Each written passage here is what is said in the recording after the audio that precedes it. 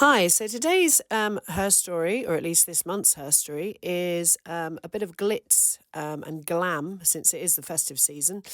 And that is of Alice Diamond and the 40 Thieves or the 40 Elephants. It's not just a story of glamour, though, it's also a story of violence and crime because Alice Diamond, who is depicted there in the image from the newspaper article with the hat on, was a notorious gangster from gritty South London. So if you do like your Peaky Blinders, then brace yourselves. Alice Black.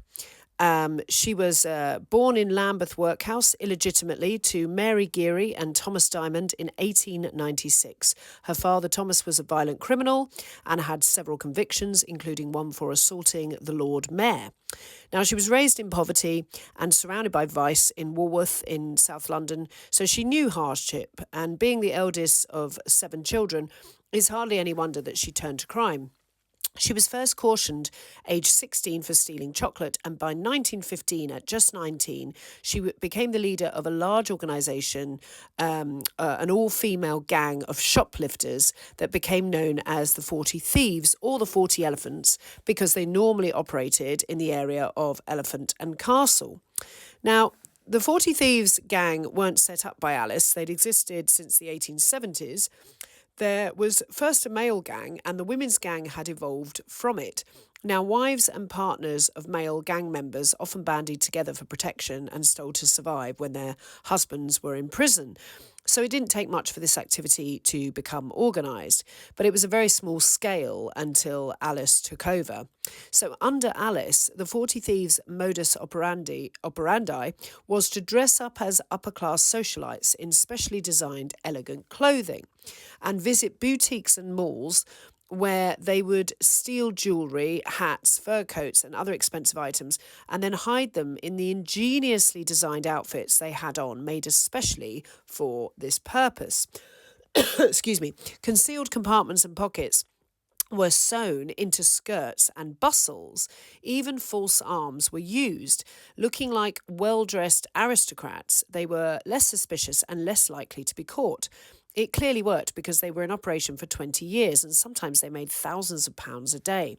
They would also apply for jobs as housemaids in wealthy homes, steal from them too, and exploit wealthy men by seducing them and then blackmailing them for hush money. They were experts at evading capture, and what probably helped them was the fact that they had more than 70 members at their peak. So this picture here shows some of the techniques, some of the outfits that they would use. How did Alice Diamond become the queen of this syndicate at such a young age? Well, she was very experienced in crime. She was also tall, well-built and strong, with a ruthless streak, yes, but she was also a clever organiser. It was her idea to start using fast motor getaway cars and to spread the enterprise further afield to cities away from London. So the heists she organised were planned with an almost military precision. The girls had specific areas that they operated in, and they had reinforcements in case of trouble, and even an army of dodgy lawyers on hand to assist them out of tricky situations. Decoys were often used to befuddle police, and the stolen goods were sold efficiently and quickly to a network of buyers on a commission basis. Multiple heists all over London happened simultaneously so that police couldn't keep up. The women even sometimes cross-dressed as couples to evade detection. So Alice's trademark look was pretty imposing. She wore furs, had diamond rings on her knuckles, and she wasn't afraid to use said diamond rings if anyone messed with her. But it wasn't only her that was violent. Her gang members used hatpins, razors, and their fists if confronted or threatened, and were known for being surprisingly brutal for ladies. But it wasn't all violence and brutality. As with many crime families, Alice looked after her members and ensured money was put aside to look after their families should they go to prison. And this was more than can be said for many of the male gangs whose, wives and families were often forced into destitution. The 40 Elephants had lavish parties, and many of the women lived like celebrities, almost wearing designer clothes and living the high life on the spoils of their crimes. There's just an image there of what a typical late Edwardian, early 1920s, early 20th century shopping boutique would look like. and what the ladies would wear. They were a constant source of fascination for the press, the 40 Thieves, as they might be if they existed now. Newspapers almost glorified in these attractive, young, well-dressed ladies that managed to get away with such clever and deftly executed crimes. But Alice was running a very tight ship, and the risks were high. So she very carefully controlled her members' lives. So any relationships they had to be vetted and approved by her first. Alice couldn't have one of her girls marrying a snitch, for example. And when one member married a man in 1925 without getting Alice's approval, Alice launched a retaliatory attack on the man in question. Her members attacked him with bricks and bottles in his own home. And this then led to a large gang fight with police who arrived on the scene, later named the Lambeth Riot. Alice received 18 months in Holloway for orchestrating this incident, and 9 members of her gang received prison sentences too. And by the time she got out of prison, someone else had taken the helm of the 40 Thieves, and soon its influence started to wane.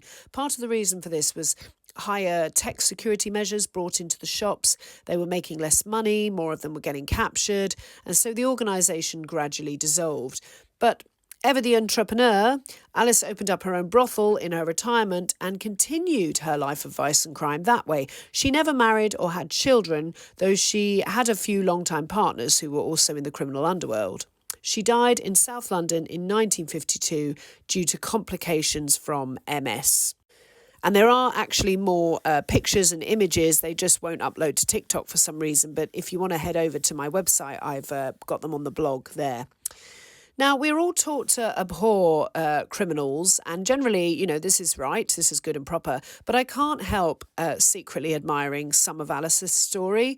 The 40 Thieves was a gang formed by working-class slum women out of necessity. These women had experienced first-hand extreme poverty, violence and misery, and they were determined by any means to raise themselves and their families out of it.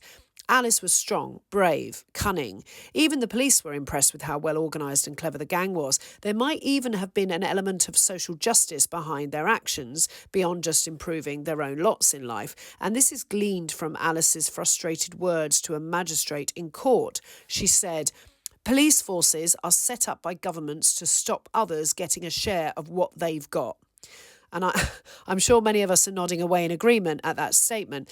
Anyway, what was the alternative? Prostitution, starvation, the workhouse. Can we really condemn these women for taking advantage of their womanhood, using seduction techniques to blackmail and bribe, tailoring skills to make costumes for stealing, among others, to improve their lives? We should never condone brutality or violence, of course, but these women were surrounded by it, and they felt they had no choice but to defend themselves and those they loved. I understand that the rights to this story have actually been bought by a film company, and I am looking forward to seeing a movie about this topic because, it's high time we had a film about women in gangster stories where they're not just secondary to the men, they're not just the moles.